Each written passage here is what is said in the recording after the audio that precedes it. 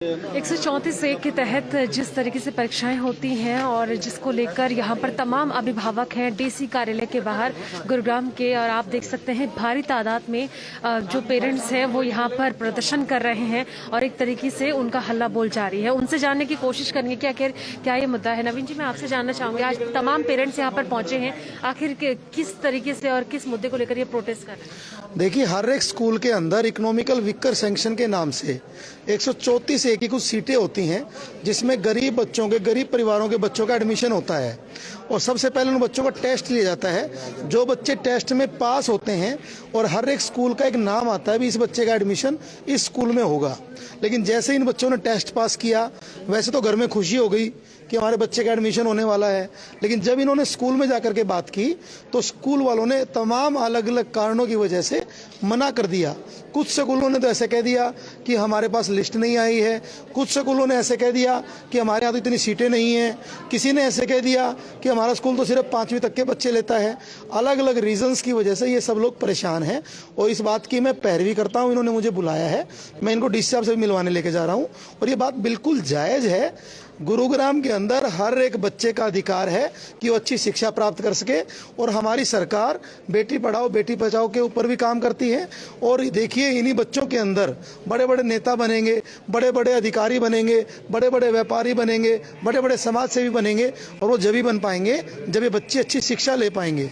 तो इस बात में कोई दोहराई नहीं है और ऐसी मैं इनको आश्वासन भी देता हूँ कि सर से मिलवाएंगे, इस समस्या का समाधान पक्का हो जाएगा और ये इनका अधिकार है। जी बिल्कुल, जैसे कि आपने कहा इस समस्या का समाधान हो जाएगा, लेकिन जो परीक्षाएं हुई हैं वो एक के बाद एक होती गई हैं, लेकिन रिजल्ट घोषित नहीं हुआ था। आखिरकार जब रिजल्ट घोषित हुआ है तब इस तरीके की परेशानी पेरेंट्स के आगे खड़ी हो गई है। आज यहाँ तक नौबत आ गई है, प्रोटेस्ट के लिए यहाँ पर डीसी दफ्तर के बाहर आना पड़ा है। आखिर पहले तो विलंब क्यों, और विलंब हुआ भी जब परिणाम सामने आए भी तो उसके बावजूद भी इस तरीके की हठधर्मिता क्यों? क्या आपको लगता है कि आज इस प्रोटेस्ट से कोई समाधान निकल पाएगा? देखिए, आप इसको प्रोटेस्ट मत मानिए, ये की मीटिंग है, अभिभावक की और सरकार के अधिकारियों से मीटिंग है।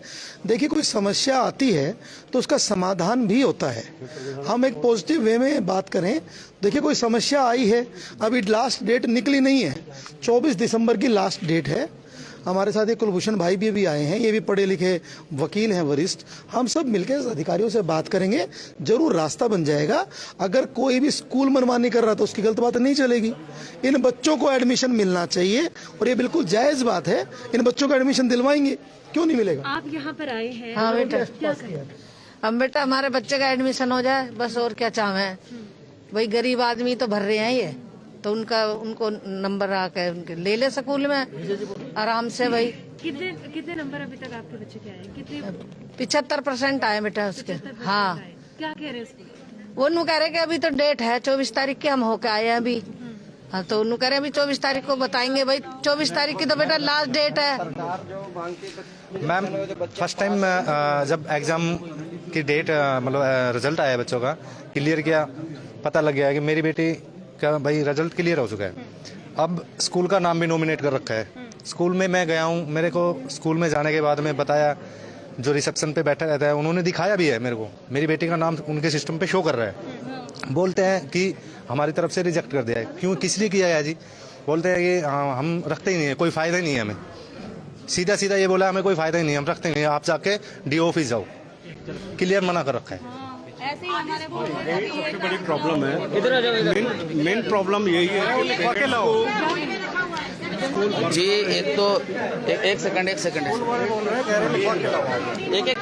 करके आप बोलो। आप मेरी गुड़िया 9वीं क्लास में है, ठीक है, उसका एडमिशन भी हो गया। एडमिशन हुआ गुड़गांव के, मैं ज्योति पार्क में रहता हूँ, और उसका एडमिशन हुआ गढ़ी स्कूल गांव के अंदर, जिसका रास्ता मैं खुद ढूंढ के बाइक से जब गया हूँ ना, जब बाइक से मैं ढूंढ के उस स्कूल में पहुंचा हूँ तो वो स्कूल गांव के ऐसी गलियों में जाके है कि ना कोई बोर्ड ना कुछ। स्कूल वाले कहते हैं, पहले तो चेयरमैन कहता है कि हमने तो अपनी जमीन खरीद रखी है, बाद में प्रिंसिपल से बात करो, इससे करो उससे करो, सबसे बात करने के बाद बोला हम आपको ले लेंगे, लेकिन हमारे पास कोई ट्रांसपोर्ट ही नहीं आपके बच्चों को लाने के लिए।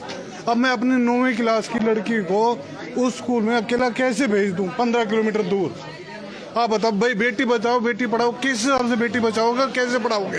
जब उस बच्चे को सुनसान रास्ते पे अकेला कैसे भेज दूंगा मैंने तो सिर्फ इतनी रिक्वेस्ट करी कि गुड़गांव के मेरे घर के आसपास के 10-12 स्कूल है, किसी भी स्कूल में एडमिशन करा दो आप, नहीं तो जिस स्कूल में वो पढ़ रही है उसी स्कूल का उसका वो करा दो आप।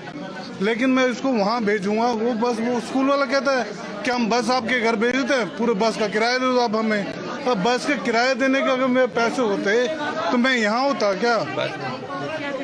जी, एक तो बड़ी मुश्किल के साथ हमारे जो फॉर्म 34A का जो एडमिशन होना था वो बड़ी मुश्किलातों के साथ हुआ। पिछले साल भी नहीं हो पाया था 2019 में 20-21 का, इस समय इन्होंने बीच में करा हुआ एडमिशन, और इसमें भी इसका जो पेपर हुआ उसका पेपर में भी बहुत मुश्किलातों के साथ हमने पेपर दिया, और पेपर में मेरी बिटिया भी पास आउट हो गई, 95% उसके आए हुए हैं, और उसको ब्लूबेल से स्कूल अलाउड हुआ है। और जब ब्लूबेल से स्कूल में जब हम वहाँ पर वो गए हैं तो वहाँ देखिए, यहाँ पर बड़ी बात यह है कि जिस तरीके से एक परिवार जो अभिभावक है वो यहाँ पर पहुंचे हैं और मीटिंग करने के लिए जो डीसी दफ्तर के बाहर पहुंचे, उनका यही कहना है कि एक लंबे अंतराल के बाद उनको ये था कि आखिर उनके बच्चों का एडमिशन हो जाएगा। अच्छे मार्क्स आने के बावजूद भी 134A के तहत जो परीक्षाएं होती हैं, जो एक क्वेरीज होती हैं, वो पूरी हो चुकी है, लेकिन उसके बावजूद भी उनके बच्चों को स्कूल में एडमिशन नहीं दिया जा रहा है, स्कूल अलॉट नहीं किया जा रहा है। आज सिचुएशन ये है क्योंकि अमूमन ये तस्वीरें अक्सर हमें देखने को मिलती हैं, ये पहली मर्तबा नहीं है। और देखिए कि जिस तरीके से हट धर्मिता एक तरफ प्रशासन और जो तमाम पेरेंट्स यहाँ पर पहुंचे हैं, नुमाइंदे यहाँ पर पहुंचे हैं, वो किस तरीके से यहाँ पर बातचीत कर रहे हैं। लगातार हमने पेरेंट्स की आवाज को भी आपको दिखाया कि इनका क्या कहना है। इनका यही कहना है कि बच्चे लगातार साल भर मेहनत करते हैं, एक तरफ कोविड भी है क्योंकि बच्चे का जो भविष्य है, देश का भविष्य कहे जाने वाले बच्चों का सबसे ज्यादा प्रभाव पड़ा है। मैम, मेरा नाम पूजा है, मेरी बेटी का नाम नंदिनी है। हम 11th क्लास में उसका एडमिशन हुआ है, RPS स्कूल में हुआ है। स्कूल में जाने पे स्कूल वाले बोल रहे इनरोलमेंट का चक्कर पड़ेगा 11th क्लास के लिए। अगर इनरोलमेंट का चक्कर पड़ेगा तो आप ये बताओ, गवर्नमेंट ने 9th और 11th के लिए क्यों साइट खोली? पहले से ही साइट बंद कर देनी चाहिए थी। क्यों पेरेंट्स परेशान हो रहे हैं इतना? मेरे बच्चे को ब्लड कैंसर है, मैं छोड़ के यहाँ पे आज घूम रही हूँ, मुझे हॉस्पिटल लेके जाना है। आप ये बताओ, पहले से साइट बंद कर दी जाए ताकि मैं भी परेशान ना हूँ, मैं भी एक साइड घर बैठूं।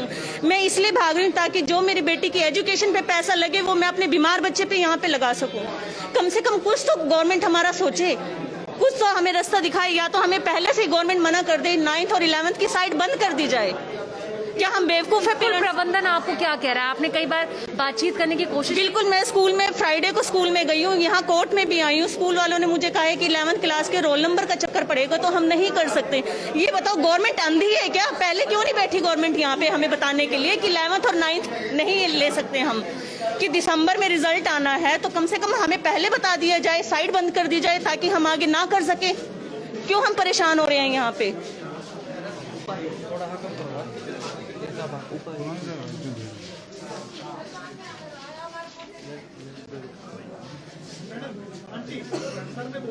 तो देखिए कि एक मीटिंग के लिए जो पेरेंट्स यहाँ पर पहुंचे हैं, उपायुक्त यशगढ़ से बातचीत चल रही है।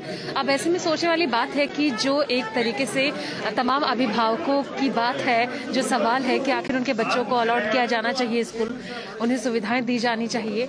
अब ऐसे में सवाल ये उठता है कि इस मीटिंग के बाद क्या निष्कर्ष निकलता है? क्या अभिभावकों के बच्चों को एडमिशन मिल पाएगा? क्या उन्हें स्कूल अलॉट किया जाएगा?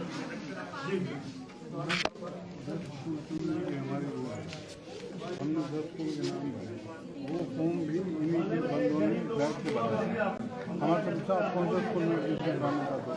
हमने बोला विवेकानंद। अगर वो बोलते हैं कि विवेकानंद ग्लोबल है, विवेकानंद पब्लिक स्कूल है, स्कूल में नहीं करना चाहिए। और अगर जैसे BPS है, DAV है, मीनाक्षी है, कई स्कूल